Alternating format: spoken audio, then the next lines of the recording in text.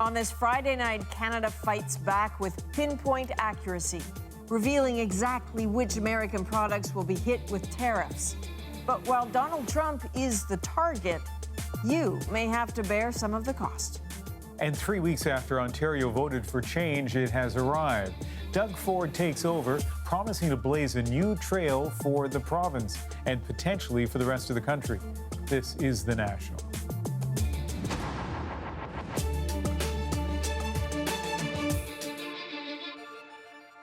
So heading into the Canada Day long weekend, consider this.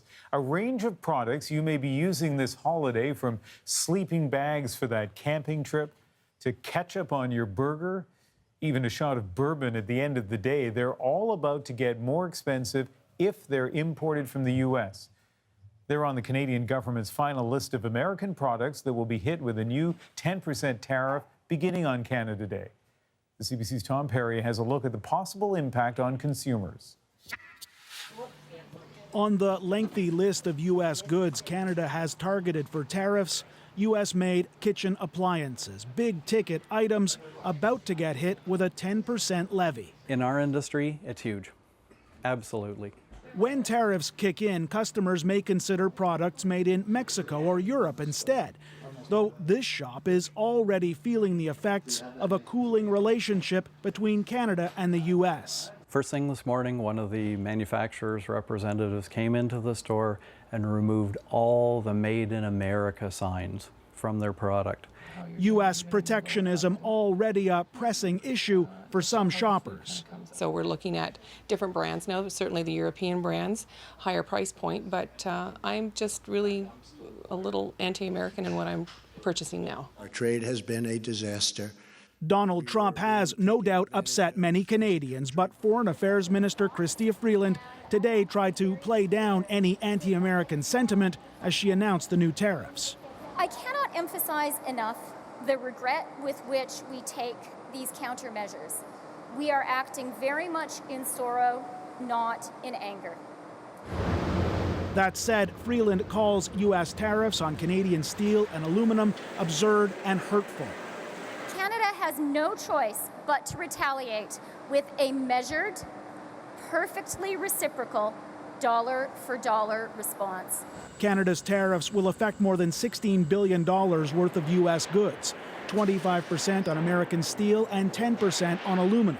Ottawa is also pledging $2 billion to prop up Canada's steel and aluminum sector, trying to limit the impact of a trade war on jobs and the economy. It sends a very powerful message, and that's something we've been advocating from day one. Don't back off. You have to take this on head on. Canada's tariffs take effect Sunday. Donald Trump, meanwhile, is already threatening further action against the auto sector, leaving U.S. trade partners bracing for more uncertainty. Tom Perry, CBC News, Ottawa. The Prime Minister spoke to the U.S. President today for the first time since the G7 summit and that public spat. Justin Trudeau expressed condolences for the victims of yesterday's shooting in Maryland, but he also conveyed that Canada had no choice but to impose tariffs on some American goods because the U.S. put tariffs on aluminum and steel earlier this month. So when are we going to see a price increase at the grocery store from this latest round of tariff increases? Not an easy question to answer, but experts say it won't be immediate. Many businesses have said they'll absorb the increased cost while they wait to see if the tariffs are long-term. It also depends on how much supply is on hand. So right now, let's say you're looking at your grocery bill, the U.S. jar of pickles cost about $3.49. In a few months, it could potentially go up to almost $4. That is a significant percentage increase for those already worried about the cost of food. There might be Canadian or European alternatives to beat the new price tag, but increased demand may drive up prices for those products as well. And there was another political story today with economic implications. Doug Ford sworn in as Premier of Ontario, vowing to protect the province's industries and workers. My friends, a new day will dawn in Ontario. A day of prosperity and opportunity. The Progressive Conservative leader named 20 cabinet ministers, down from 27 under Liberal Kathleen Wynne. The key finance portfolio goes to Vic Fedeli, who held the party together when the former leader, Patrick Brown, was forced out. The first thing Premier Ford did was announce the end of cap and trade tax in Ontario, and I think that's just a fabulous start. Christine Elliott is a veteran MPP and the widow of former federal finance minister Jim Flaherty. She takes over the big budget health ministry. We respect our healthcare professionals. Doug has said that there's no one's going to be losing a job. We stand by that. I, Caroline Mulrooney. And the daughter of a former prime minister, Caroline Mulrooney, will put her legal training to use as Attorney General. We will return Ontario to its rightful place as the economic engine of this great country. Doug Ford promised to unshackle Ontario's economy by cutting taxes and regulations that hold businesses back. There are lots of opinions on what Ford should and will do. Tonight, we thought we'd hear a conservative perspective. I asked strategist Chad Rogers if Premier Ford can deliver on his promise for lower taxes and greater prosperity. Well, it's often been said that Ontario is the engine of Canada's economy, and I think Doug Ford understands that that's his first job, is to get the Ontario economy going again, creating jobs, spurring investment, and the first thing he's directly in control of, cutting costs for small businesses and regular Ontarians. So I think you're going to see an urgent cut to the gas tax, and I think fairly soon we're going to hear about how he's implementing a small business tax cut, a corporate tax cut, and a middle income tax cut between a fall economic statement and a budget in the new year. So tax cuts is what he promised. It's presumably why a lot of people voted for him. But maybe that's the easy part. Well, what about the connection between those cuts and jump-starting the economy? Well, when you cut the gas taxes and you cut income tax right away, you throw an awful lot of money back into the economy, both that individual Ontarians can spend and that small and medium-sized businesses aren't paying in tax. And he's committed to keep those promises this year. I think that's why we're going to see him bring back the legislature fairly quickly and why he's put so many experienced hands in senior economic portfolios. All right. And in terms of the rest of the country now, as people watch this, what impact will Premier Ford have on them? Well, I think when Doug Ford goes to his first Premier's Conference, the carbon tax is going to be a pretty uncomfortable issue around the table, and he's going to have to figure a path away from cap and trade. He's announced that Ontario is departing from that exchange, and he's going to have to come up with a replacement. But in terms of the Ontario economy, he's going to cut taxes right away, which is going to put some creative pressure, some competitive pressure for other premiers around the table. Well, as I said, lots of perspectives. Thanks for yours. Thanks, Ian.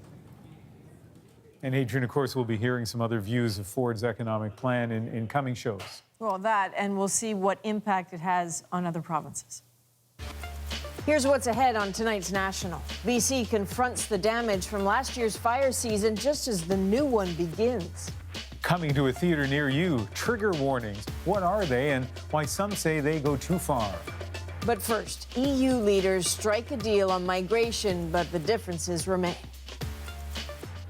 A stark reminder tonight on why that agreement is needed. Hundreds of African migrants rescued off of Libya's coast by the Coast Guard. Close to 350 of them cutting short their attempt to reach Europe. 100 others did not make it. They drowned after their boat overturned. Exactly why the EU says it doesn't want anyone attempting the perilous crossing. EU officials have reached a shaky agreement to share responsibility for those who survive. And as Margaret Evans tells us, the real challenge will be in implementing it. The beer gardens in Munich on a Friday afternoon feel a long way away from the failure European Union leaders narrowly managed to avoid by reaching a deal on migration, however vague, in the wee hours of the morning. But divisions between EU member states on this subject have been pulling at the seams of the Union for years now, and at best, this agreement is aspirational. Just listen to the European Council President Donald Tusk describe it. It is far too early to talk about a success. We have managed to reach an agreement in the European Council, but this is, in fact, the easiest part of the task. Different leaders emphasized different points. Poland is happy refugee quotas will be voluntary. Austria is applauding proposals for migrant screening centers, detention camps, say critics, in Africa. And Germany has been promised it will be harder for so-called secondary asylum seekers to move around, something Angela Merkel's coalition partners were pressuring her to deliver. Many Bavarians in particular worry that Germany will continue to be a draw for migrants because they believe they'll be entitled to greater social benefits here than in other EU countries. Not everyone in Germany believes migration is a problem. The number of asylum claims have dropped dramatically across the EU. Yes, we had a problem 2 years ago. There were so many coming. We wanted to do the right thing. I still think it's the right thing to give home and asylum to all that people. There's no unity in Europe, and it's only Germany and France who try to speak, and all the Eastern Europe countries don't want to pull at the same rope. In Munich, a city that was mostly destroyed during the Second World War, it is troubling for those who remember why the European Union was created to begin with. Margaret Evans, CBC News, Munich. The migration issue is upending party politics across Europe, threatening to collapse governments. For some, the feeling is still one of crisis, but as you heard Margaret mention, the facts have changed. Relax, no problem. There is a clear sense of urgency. The worst refugee crisis since the Second World War. 2015 was a year of panic, desperation, and death. They know the risks, and still they are driven to take such extreme measures. The flow of asylum seekers into Europe looked like a crisis because it genuinely was a crisis. That year, more than 1 million asylum seekers crossed by sea into Europe, but the total last year, 170,000. So far this year, 45,000. The numbers have collapsed by an order of magnitude. So this is largely about the asylum seekers Europe has already absorbed. In Germany, for example, there is anxiety about potential immigrant crime. A recent case dominating the headlines there, the gruesome rape and murder of a 14-year-old student, allegedly, by an Iraqi asylum seeker. Thing is, statistically, fears of a crime wave seem overblown. Violent crime did rise in 2015 and 2016, but now it's falling again. In Germany last year, crimes by non-nationals fell by 23%, and crime overall in the country hit its lowest level in 25 years. But if this isn't really a migration crisis, it's definitely a political one with no end in sight. We are live on The National tonight and keeping a close watch on several other stories, including a deadly attack on a military compound in central Mali. Militants armed with bombs, rockets, and guns stormed the headquarters of the G5 military task force. It's made up of soldiers from 5 nearby countries and was set up last year to root out jihadist violence. A spokesperson said at least 6 people were killed, including 2 soldiers and 4 assailants. Al-Qaeda has reportedly claimed responsibility. This attack coming as an advanced team of Canadian soldiers has started arriving for a UN peacekeeping mission. The fellow was there to kill as many people as he could kill. Also tonight, we're learning more about that suspect in yesterday's shooting at the Capital Gazette newspaper. Jared Ramos appeared in court today, charged with 5 counts of first-degree murder. He was denied bail. Officials say the 38-year-old barricaded a back door of the newsroom to prevent people from escaping and opened fire using a pump-action shotgun that he bought legally a year ago. And police in Alberta have arrested a longtime family doctor in Sylvan Lake who was also president of the Alberta College of Family Physicians. Dr. Fred Janke has been charged with making arrangements to commit sexual offenses against a child, as well as making and distributing child pornography. The 62-year-old allegedly had sexually explicit conversations with a person he met online, in which he tried to arrange for sex with the person's 5-year-old daughter. That person turned out to be an undercover officer. The charges have not been proven in court.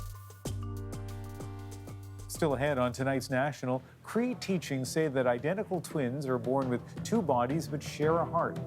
We'll introduce you to young Indigenous brothers trying to make sense of the world through each other.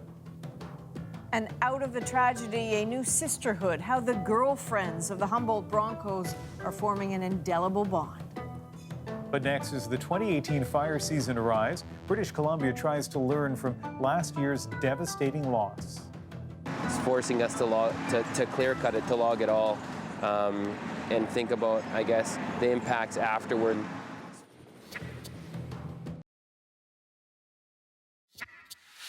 It's forest fire season in Western Canada. Here in British Columbia alone, there are already more than 100 active fires, some of them out of control. Last year was a catastrophic one for the province.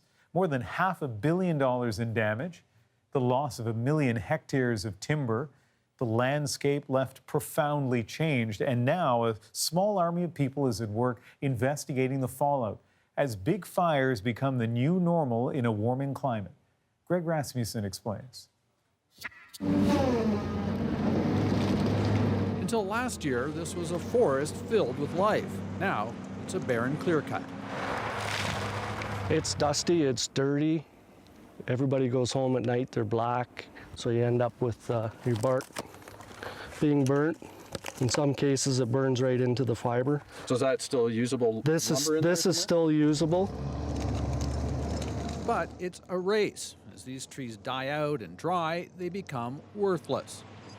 This area, known as a cut block, is about 1,000 hectares. Normally it would be logged in small chunks over 10 or 20 years. Now they're trying to harvest the whole thing in less than 1 year. Now it's just devastating. This would have been a long-term job, and now it's turned into, a year, and it's all going to be gone.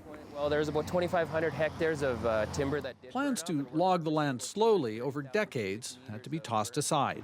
It's forcing us to clear cut it, to log it all, and think about, I guess, the impacts afterward. This research forest, set up by the University of British Columbia, is now a giant experiment in fire recovery. One new fear, an explosion of tree-killing bugs. So we've got the nice pink inner bark, so that's what the beetles are looking for when they burn. Douglas fir bark beetles thrive in burnt timber, but they can spread, killing healthy trees. Now we take a population of beetles that was already quite large, add prime habitat with weather conditions. If they're right this summer, it could be a very large epidemic, an outbreak. Last year, fire temporarily closed the Williams Lake Airport. In the forest next to the runway, lessons on how removing potential fuel ahead of time slowed the fire and saved buildings. On this side has been thinned, and although it burnt at a much lower intensity than that side where there hadn't been any thinning. So spend now to protect communities or pay much more during catastrophic fire seasons. We just need to get on with the job in a more concerted effort. Lessons learned the hard way, the aftermath of a tough season in the woods. Greg Rasmussen, CBC News, near Williams Lake, BC. Since the April bus crash that took the lives of 16 members of the Humboldt Broncos junior hockey team, we have heard about the families touched by the tragedy and the survivors. Well, some of these young men had girlfriends too, and as high school proms and graduations tick by, these aren't easy days for them. But as Olivia Stefanovic tells us, they have each other. I heard them say the word Humboldt Broncos bus, and I just fell to my knees. Kaylee Fezchuk was halfway across the world in Thailand, having what she thought was one of the best days of her life when she was pulled aside and told her boyfriend was in a collision. I kept on saying that I just wanted to wake up because I thought that I would, and I hoped that I would. Sometimes I still hope I do. Jacob Light died in the Humboldt Broncos crash. Since then, Kaylee has been trying to keep his spirit alive. She graduated high school last night. She found strength to cross the podium from a new sisterhood born out of tragedy. You never see, my thoughts are with the girlfriends, you see with the friends and family. And I don't feel like I fit quite into either of those categories. I feel like a little bit of a mixture of them. Quinn Courtney also lost her boyfriend Jackson Joseph in the crash. She channeled her grief by bringing the girlfriends together. They're spread out across Western Canada. They met for the first time last weekend. They all mean something really special to me. Courtney encouraged the women to make customized jean jackets with the names and jersey numbers of their boyfriends, angel wings for the deceased, and wore them to the arena where the Broncos play. Having everybody together is the first time I've really been able to understand what people mean by the term Humboldt strong or by you are so strong. There's strength in numbers, and the girls provide proof of that. The girlfriends are in constant communication, sharing stories, advice, and words of encouragement. I see it sticking together forever, just like I know the guys will do. And I think it's a really strong team with this special bond that no one else shares. A bond that's growing stronger now that these women have their own team. Olivia Stefanovic, CBC News, Prince Albert, Saskatchewan. 13 players on that bus were injured but survived. Some have made astonishing recoveries. For others, the road has been longer. 18-year-old Lane Matichuk spent a month in a coma, struggling with a brain injury. He still cannot speak. Today, his family released a statement. It said, "We wish we could tell you it's getting easier. The reality is it's not. At this point, we're not sure when Lane will get to leave hospital, but what we can tell you is we believe he gets a little closer every day. Believe is the word we're holding on to these days." Lane's coach talked about this often. He believed the team was not a fifth-place team, but a #1 team. He told the players that they had to believe in order to accomplish something. Today, we believe. Still ahead on tonight's National, the Nanaimo students behind a science project that is out of this world. And is this political correctness at play? The trend in theater triggers and the controversy about them. I'm not a fan of wanting to tell somebody exactly everything they're about to experience.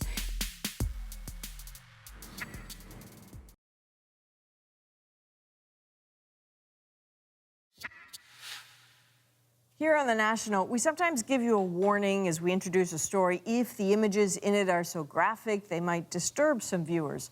Earlier this year, Netflix added warnings to the second season of its controversial teen drama 13 Reasons Why, after critics said the first season might actually encourage suicide.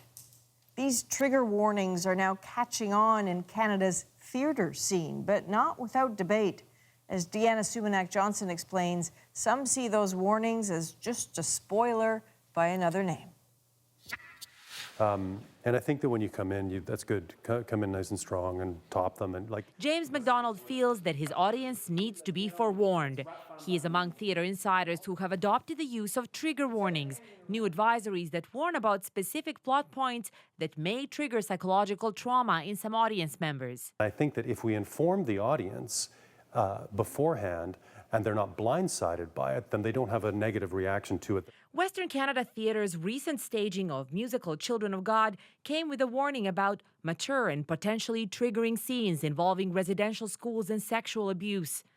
Armstrong's War, a play about an injured Afghanistan vet, was said to contain some potentially triggering content about the horrors of war and mental illness. In many ways, the point of the theater is to trigger emotions in an audience. But it's incumbent on us as theaters to make sure that we provide an environment in which the audience can feel that they can undergo those experiences in a safe environment with other people. McDonald is part of an international theater trend. Productions are getting more graphic, more violent, like this 2014 staging of Titus Andronicus by Shakespeare's Globe that had people fainting in the aisles. There's a demand by both the audience and theater establishment to be mindful of people's emotional welfare. Even England's famous Royal Court Theatre now uses trigger warnings. But not everyone thinks trigger warnings are a good idea. This is the Shaw Festival, home of Canada's second biggest theatre company. I want to be that girl in the mirror there. Like many other classical theater establishments, it's looking to evolve and make its productions edgier. Certain theaters, especially ones that are focused on things like social justice or... But according to Shaw's executive director, that doesn't mean changing its current system of audience advisories. We don't have the background in psychology to decide what will or will not trigger somebody. We simply feel strongly that people should be advised of what the content of the pieces they're coming to are, and that we give some age-appropriate frames around narrative and language, and beyond that we let people make their own decisions. My blood that tears at your dress. Other theater companies have different reasons for objecting to the use of trigger warnings. Shut up! Shut up! Shut up! Montreal's Imago Theatre does not shy away from difficult subjects, like this play about rape during war. It's my blood and you can't blame me for that, so stop looking at me with venom, you snake! You minx! You tempted me! Like, he has a different network than we do. The theater's artistic director thinks posting trigger warnings is going too far. I'm not a fan of wanting to tell somebody exactly everything they're about to experience. I think we will always have some kind of reaction, and I think that's great. In fact, reaction is what we're looking for. Jeez, man. You never stop. And despite their differing views on trigger warnings, James McDonald agrees. He thinks using them actually allows him to continue staging challenging material while still minding his audience's needs. We have to find a way that we don't avoid talking about uncomfortable issues on the stage, and that we can continue to provide a forum. But the positive nature of it is that I think that we in the theater have also realized our responsibility in that is not to just present it and then send people out into the night. Thank you. Striking a balance between responsibility towards the audience and the need for theater to elicit emotion, all part of the growing pains of one of the oldest art forms as it adapts to the demands of the modern age. Deanna Sumanak-Johnson, CBC News, Toronto. Well, the blockbuster movie Black Panther has been seen by millions of people, but according to the website, this could be triggering. You should think twice about going if there's a chance you'll be triggered by trauma you've suffered from the death of a parent, racism, the abandonment of a child, or car accidents. A few of the other stories we're watching live on the National tonight. Rescue crews have found a plane that went missing yesterday morning.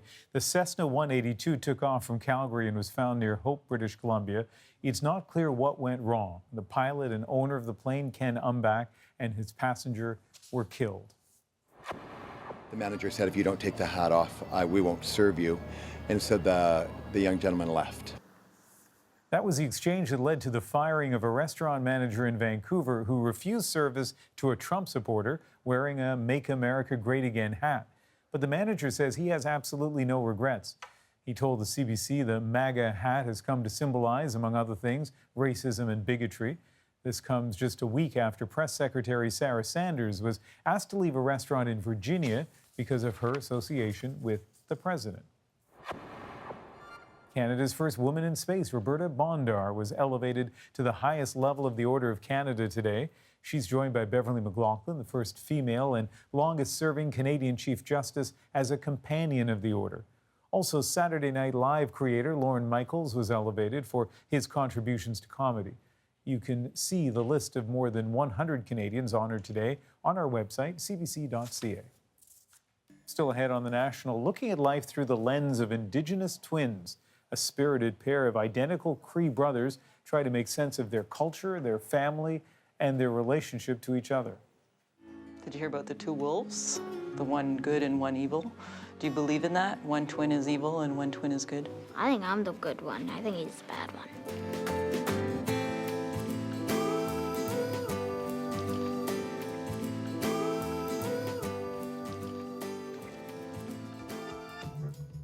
And keep in mind, you can get stories from CBC News journalists all day long, find powerful images on Instagram, exclusive video on Facebook, and tweet us at CBC The National.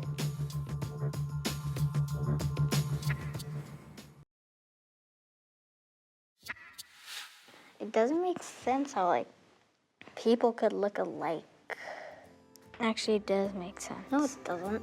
It does. Oh. In many ways, Tapway Win and Poway Ken are just like any other 10-year-olds. They are very good at having fun, a little precocious, occasionally at each other's throats. 10 is an interesting age, a curious age, and these two have a lot of questions, especially about what it means to be twins in Cree culture. So their mother conjured a plan to help the twins explore their identity. Jules Kustashin is a Cree filmmaker from Attawapiskat First Nation. And tonight we are proud to conclude our month of highlighting Indigenous documentaries with her family's story. This is Nisotewak, Two Bodies, One Heart. My name is Tapwaywan Nina Nitisi Kasun. I'm from Attawapiskat, Nitochin. My name's Puakin Kusatan Chikazam, and I'm from Attawapiskat. Puakin Nina Nitisi Nikasun, Attawapiskat, Nitochin.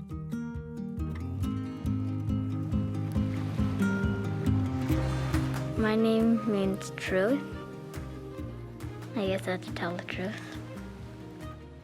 Well, I am Native, of course, and I like hockey. I have 3 brothers. I don't like to put myself out there a lot, so I'm pretty quiet. Puakin means totem, and I don't really know what totem means because I haven't really learned it. My twin brother Puakin is sort of hyper. Actually really hyper. He likes anything I do. He tries to compete a lot. Being twins, like, it's fun and bad at the same time. People mix us up a lot. I find that pretty annoying. The best thing of having a twin brother is that you're never lonely, and it's sometimes fun to have company. My favorite friend is probably my other brothers. I remember being in the hospital and Mom was getting her ultrasound. I was sitting outside the bench like this, waiting to see if it was a boy or a girl. I don't remember if it was your mom or your dad that came out, and they looked at me and they're like, "It's twins." And I looked at them, and I looked back down.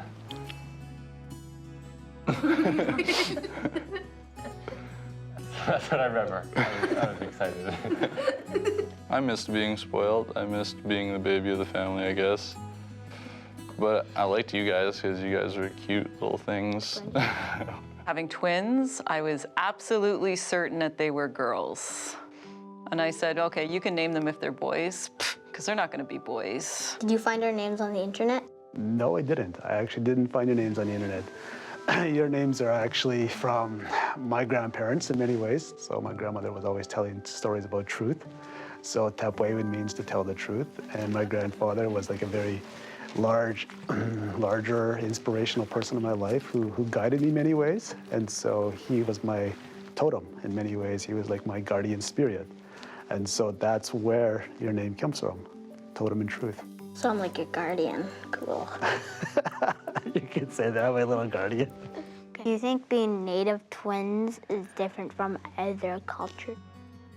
Well, I think every culture probably treats twins differently because each culture has their own religion and beliefs. So I think twins are such like a weird occurrence, I guess, that I think there has to be different stories and pasts for twins in every single culture. I think it'd be, I don't know about any of them, but I think it'd be cool to learn some.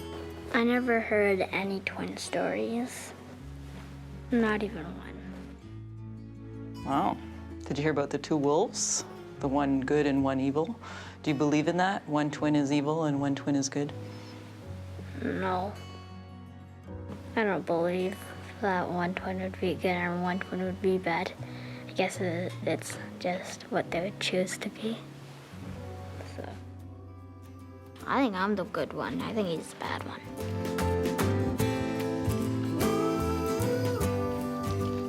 What is your responsibilities as older brothers? I actually take this quite seriously, believe it or not. I do enjoy having fun and being silly and goofing around, but when it comes to what I value and care about, especially towards you guys, my younger brothers, is I invest in myself, being the best person I can be, so I can then be a light on your path. I don't want to necessarily protect you from everything. I want to be there so you know where you could go if you get lost, you know? I think I need to protect you in every way I can. And I love you guys, so I want what's best for you guys. I want to instill in your heads that you guys can do whatever you guys want, whether it be make it in sports or in education, whatever you guys want. I think I'm always going to be on your side, and I'll always be here for you guys no matter what. How are we different than you two growing up? Well, we're not twins, so we don't have that like twin connection thing. You guys may fight all the time, but without each other, you guys would be lost. What would you do without each other?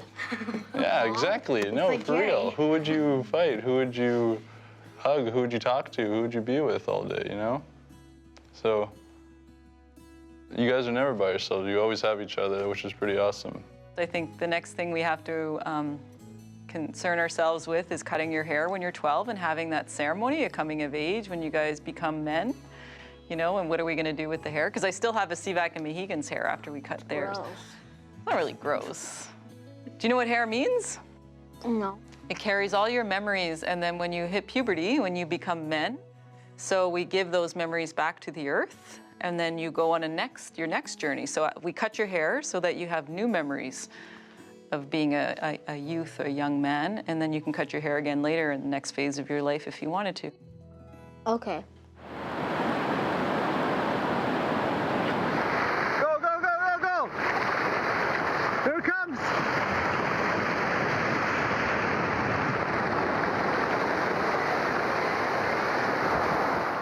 What does 2 bodies, 1 heart mean to you?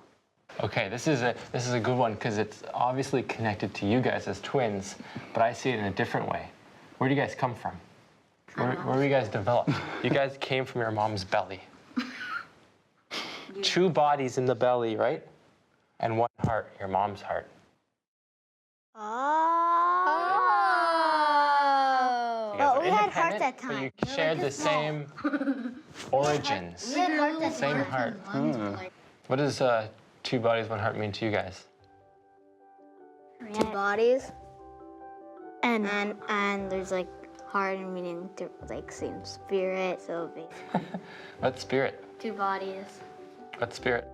Well, Mom said a spirit of the heart, so I don't know what she means by that. Do you know what spirit means to yourselves, though? Spirit. It's a soul. Your But what is your spirit? What do you think it is? It's you. Think it's made out of? Sure. Yeah, what is it made out of? Yeah, it was awesome. I like that. Do you think twins have a special connection? I would say yes. I think you come into the world together. It's a very unique situation. It's a special situation. And I think so. Is culture important to twin identity? I think so. I mean, we're the first people here. You know, this is our land, Turtle Island. So we have like thousands and thousands and thousands of years of stories and traditions and culture. So that, of course, is going to inform you and how you live your lives and how Dad and I parent you. I think there's something special, like Niso Tewak, the way that we understand twins might be a little bit different than other cultures. For us, Niso Tewak means 2 bodies, 1 heart. So it means that you're 1 person, 1 spirit, just living in 2 different bodies. So there's a special connection there.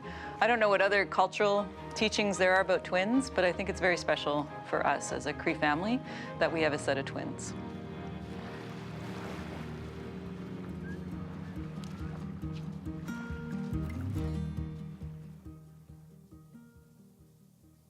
What a family. All through June, we've been highlighting Indigenous filmmakers as part of Indigenous History Month. Well, the calendar soon flips to July, but we encourage you to continue exploring these stories online, including a longer version of the doc you just saw. You can find them all at cbc.ca/shortdocs. Now we want to show you a scene from Cape Canaveral today and what may look like a routine resupply mission for SpaceX. 3, 2, 1. We have ignition and liftoff. The thing is, that takeoff was far from routine for a group of students from British Columbia. Hi, I'm Megan Poderico. And I'm Abigail Settler. And I'm Parker Davey. These three from Nanaimo were at the launch because it was their science experiment barreling into space. Our experiment is to prevent muscle atrophy, and we're going to be doing this by testing the effectiveness of the supplement L-carnitine in flatworms. A reminder, these kids are only grade 11. 2,500 proposals were submitted from around the world. 34 were chosen, so making the cut was a pretty big deal. But getting to watch it blast off seemed to almost stun them. I know, I was initially going to videotape it, but once I saw the bright lights, I just couldn't bring myself to look away. They are expecting results in a month, and the hope is that what these Canadian kids have in mind will help astronauts retain their muscle mass while in space.